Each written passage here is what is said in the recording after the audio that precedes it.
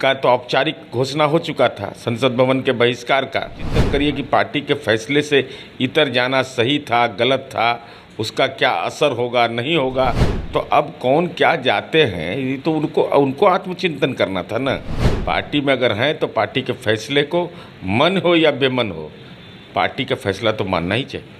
राज्यसभा के उपसभापति हरिवंश जी लगातार चर्चा में बने हुए हैं। नए संसद भवन का उद्घाटन किया गया तो उस वक्त वो वहां मौजूद थे, जबकि जदयू और आरजेडी कोटे से आने वाले तमाम नेता नए संसद भवन के उद्घाटन समारोह का विरोध कर रहे थे। अब खबर यह निकल कर आ रही है कि हरिवंश जी को उपसभापति के पद से हटाए जाने की कवायद की जा रही है। हमारे साथ अभी जदयू के एमएलसी सह प्रवक्ता नीरज कुमार हैं। नीरज जी, किस रूप में देखते हैं इस पूरे प्रकरण को? अब राज्यसभा में कौन होंगे नहीं होंगे ये तो तय करना भारतीय जनता पार्टी का काम है। हमारी पार्टी इंडिया का एक अंग का हिस्सा है जो गठबंधन की राजनीति, और गठबंधन की राजनीति में हम भारतीय जनता पार्टी के वैचारिक उन्माद की राजनीति के खिलाफ हमने व्यापक गोलबंदी के पक्षधर हैं। अब ये तो फर्स्ट बिहार ने खबर चलाया है, तो किन तथ्यों के आधार पर चलाया वो जाने। वो पक्ष का एक तरफ भारतीय जनता पार्टी एक पक्ष होगी, दूसरी तरफ हरिवंश जी पक्ष होंगे। जिस तरह नीतीश कुमार से मुलाकात होती है हरिवंश जी की बंद कमरे में, तो क्या लगता है यह मुलाकात हरिवंश जी के पद पर भारी पड़ गई? नहीं, कोई बंद कमरे में मुलाकात किसी से नहीं हुई है। अरे सब एमपी, एमएलए, एमएलसी माननीय नीतीश कुमार जी से मिल रहे थे, उस रूटीन कार्य में वो मिले थे। ऐसा नहीं कि कोई बंद कमरे में कोई सियासत के नए। अरे सियासत क्या होगा नया? हम लोगों ने तो भाजपा से अलग होने का फैसला कर लिया, संसद भवन के बहिष्कार का हमने निर्णय लिया। अब आप पार्टी के एमपी हैं, पार्टी के एमपी के तौर पर मिल सकते हैं, मिलने का अधिकार है। संसद भवन के उद्घाटन समारोह में हरिवंश जी जाते हैं, उसके बाद आप लोगों के द्वारा आपत्ति जताई जाती है, तो कहीं ना कहीं इसका हर्जाना भुगतना पड़ रहा है उनको। हर्जाना भाई, पार्टी का तो औपचारिक घोषणा हो चुका था संसद भवन के बहिष्कार का। पार्टी के माननीय सांसद, राष्ट्रीय अध्यक्ष ने भी इसकी पुष्टि की थी। तो अब कौन क्या जाते हैं, ये तो उनको आत्मचिंतन करना था ना। आप गए तो आप आत्मचिंतन करिए कि पार्टी के फैसले से इतर जाना सही था, गलत था, उसका क्या असर होगा, नहीं होगा।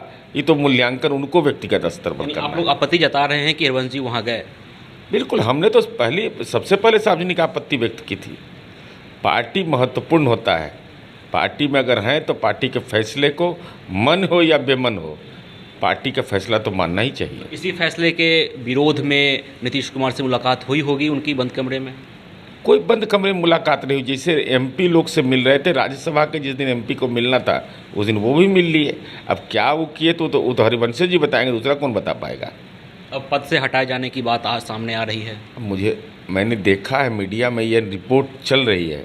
अब वो तो दो ही पक्ष है ना, ये एक तरफ भारतीय जनता पार्टी और जिसके निमंत्रण पर वो संसद भवन गए, तो अब भारतीय जनता पार्टी एक पक्ष है, दूसरा हरिवंश जी पक्ष है। तो दोनों पक्ष में कौन तीसरा आदमी का कहाँ कोई भूमिका है? अब तो वो दोनों मिलकर क्या तय किए वो जाने। तो आपको लगता है कि भारतीय जनता पार्टी इस तरह की काम करवा रही है? भारतीय जनता पार्टी को भाई कभी प्रोटोकॉल से मतलब है। जब संसद के नए संसद भवन के उद्घाटन में राष्ट्रपति का नाम साफ कर दिया, तो ये लोग कुछ भी कर सकता है। ये लोग के बारे में कुछ भी सोचना, ये लोग का बस चले तो 2024 में के बाद चुनाव वो नहीं होने देगा। तो निश्चित तौर पर नए संसद भवन का उद्घाटन किया गया। उस उद्घाटन समारोह में राज्यसभा के उपसभापति हरिवंश जी शामिल होते हैं। जदयू के नेता हैं, लेकिन जदयू और आरजेडी की ओर से नए संसद भवन के उद्घाटन समारोह का विरोध किया जा रहा था। उसके बाद हरिवंश जी राजधानी पटना पहुंचते हैं, मुख्यमंत्री नीतीश कुमार से उनकी मुलाकात होती है, तो सियासत तेज हो जाती है। और उसी सियासत के बाद, उसी पूरे प्रकरण के बाद अब खबर यह निकल कर आ रही है कि हरिवंश जी को उपसभापति के पद से हटाया जाना है। अब देखना दिलचस्प रहता है कि यह प्रकरण आगे जाकर कहां समाप्त लेता है और हरिवंश जी कब तक पद पर बने रहते हैं। विश्वजीत आनंद, फर्स्ट बिहार, पटना।